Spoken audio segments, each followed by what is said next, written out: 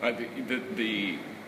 emergence of what's sometimes called the capabilities approach that was pioneered by Amartya Sen and Martha Nussbaum, I think is very much consistent with the value base of social work and with the goals of social work practice, because what they recognize is that people's needs are not just material, although those needs are very critical, but also social and psychological and cultural. And I think that the role of the creation of the alternative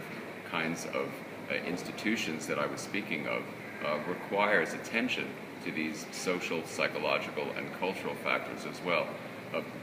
People's well-being is not just if they have adequate income, although that's clearly a critical component of it, but also if they have adequate social supports, if they have adequate time to pursue their cultural, creative, intellectual, artistic interests, if they have time for recreation and leisure, if they have time to enjoy their family and friends, if they have a full quality of life. I think that we should get away from the notion that people's well-being is defined solely in material terms, but should define it in a much broader context. And I think that the capabilities approach, while it's not perfect, provides us with the opportunity, at least to ask the right questions about what do we need to do at the local community level to enable people to acquire and maintain these capabilities as best as possible. Now, one way to do that would be to create and strengthen the existence of local institutions. And I don't think we need to replicate the institutions which have developed in the larger sphere at the local level. Local institutions should take on the character of the indigenous culture of the community.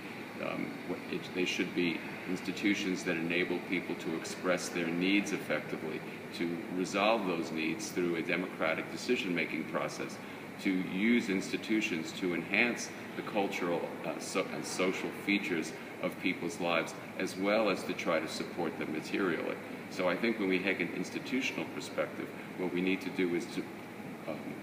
broaden our conception of what we mean by institutions, and to perhaps create hybrid institutions which combine some of the features of the more traditional institutions that exist in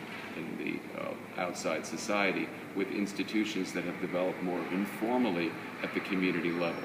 And finally, of course, this requires that people strengthen their relationships with each other, which gets into the issue of social capital. Now, most folks who study this know that there are two types of social capital. There's bonding social capital, which exists internally in a community, and many low-income, marginalized communities have that to a certain extent. And then there's bridging social capital, which is the relationships that the community has with external forces outside of it, which control critical resources. I think initially what we need to make sure as we build these local institutions and as we strive to enhance people's capabilities is that